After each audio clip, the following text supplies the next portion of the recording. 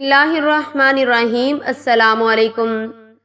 حنین طائف کے قریب ایک گاؤں ہے۔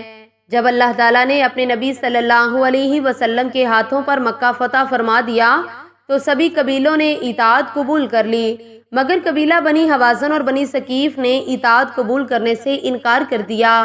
یہ دونوں قبیلے بہت سرکش اور مغرور تھے۔ اپنے غرور میں وہ کہنے لگے، خدا کی قسم، محمد کو اب تک ایسے لوگوں سے سابقہ پڑا ہے جو جنگوں سے اچھی طرح واقف نہ تھے۔ اب انہوں نے جنگ کی تیاری شروع کر دی۔ انہوں نے مالک بن عوف نذیری کو اپنا سردار بنا لیا۔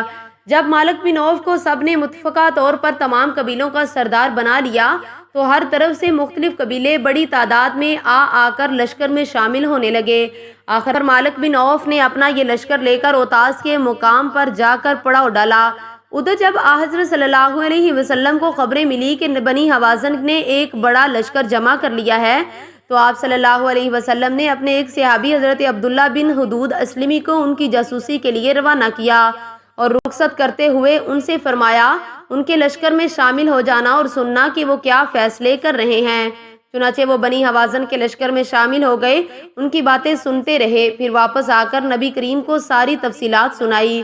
قبیلہ بنی حوازن والے اپنے ساتھ اپنی عورتیں، بچے اور مال اور دولت بھی لے آئے تھے۔ جب نبی کریم کو یہ اطلاع ملی تو مسکرائے اور ارشاد فرمایا، انشاءاللہ کل یہ سب کچھ مسلمانوں کے لیے مال غنیمت بنے گا۔ حضرت صلی اللہ علیہ وسلم بنی حوازن سے مقابلے کے لیے 12,000 کا لشکر لے کر روانہ ہوئے۔ ان میں 2,000 نوجوان مکہ معظمہ اور گرد و نواح کے تھے، باقی 10,000 وہ صحابہ تھے جو آپ صلی اللہ علیہ وسلم کے ساتھ آئے تھے اور جن کے ہاتھ پر اللہ تعالیٰ نے مکہ فتح کیا تھا۔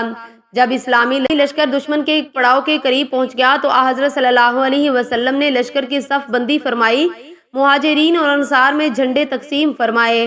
جب حضور اکرم صلی اللہ علیہ وسلم اپنے خچر پر سوار ہوئے تو 2 زرہیں پہنے ہوئے تھے، خود بھی ہیلمٹ بھی پہن رکھا تھا۔ حضور اکرم صلی اللہ علیہ وسلم اپنے لشکر کو لے کر آگے بڑھے۔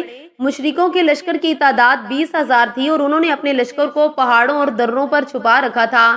جو ہی اسلامی لشکر وادی میں داخل ہوا، مشرکین نے اچانک ان جگہوں سے مسلمانوں پر حملہ کر دیا اور زبردست تیر اندازی شروع کر دی۔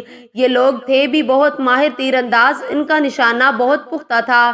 اس اچانک اور زبردست حملے سے مسلمان گھبرا گئے، ان کے پاؤں اکھڑ گئے۔ مشرکین کے ہزاروں تیر ایک ساتھ آ رہے تھے۔ بہت سے مسلمان منہ پھیر کر بھاگے، لیکن اللہ کے رسول اپنی جگہ جمے رہے، 1 انچ بھی نہ ہلے اور نہ پیچھے ہٹے۔ مسلمانوں کے لشکر میں اس روز دراصل مکہ کے کچھ مشرک بھی چلے آئے۔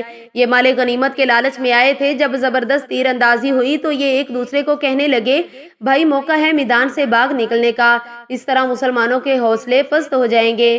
اس کے ساتھ ہی وہ یکدم بھاگ کھڑے ہوئے۔ انہیں بھاگتے دیکھ کر بعض ایسے مسلمان جنہوں نے فتح مکہ کے موقع پر اسلام قبول کیا تھا، یہ سمجھے کہ ان کے ساتھی مسلمان بھاگ رہے ہیں، ان پر گھبراہٹ طاری ہو گئی اور وہ بھی بھاگنے لگے۔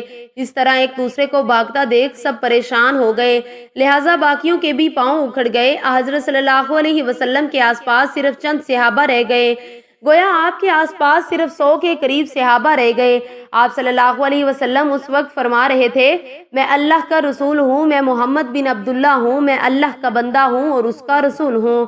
اس کے ساتھ ہی آپ صلی اللہ علیہ وسلم نے حضرت عباس سے فرمایا، عباس لوگوں کو پکارو اور کہو، اے گروہ انصار، اے بیت رضوان والو، اے مہاجرین۔ حضرت عباس بلند آواز میں پکارے، مسلمانوں کو بلایا۔ جو مسلمان حضور اکرم صلی اللہ علیہ وسلم کے گرد جمع تھے انہوں نے کافروں پر زبردست حملہ کر دیا۔ ادھر آپ صلی اللہ علیہ وسلم نے کنکریوں کی ایک مٹھی اٹھائی اور کافروں کی طرف پھینک دی، ساتھ میں فرمایا، یہ چہرے بگڑ جائیں۔ اس وقت تک حضرت عباس اور چند دوسرے صحابہ کی آواز سن کر مسلمان بھاگتے ہوئے واپس پلٹ چکے تھے اور انہوں نے جم کر لڑنا شروع کر دیا۔ اس طرح جنگ ایک بار پھر ہو چکی تھی۔ کنکریوں کی اس مٹھی کو اللہ تعالیٰ نے اپنی قدرت سے کافروں کی آنکھوں تک پہنچا دیا۔ یہ ان کی آنکھوں میں کیا گری کہ وہ بری طرح بدحواس ہو گئے، وہ بری طرح بھاگ نکلے اور مسلمانوں کے قدم جم گئے۔ پھر جب مشرکوں کو شکست ہوئی تو وہ بری طرح بھاگے تو حضرت صلی اللہ علیہ وسلم نے حکم فرمایا، جو مشرک ہاتھ لگے اسے قتل کر دیا جائے۔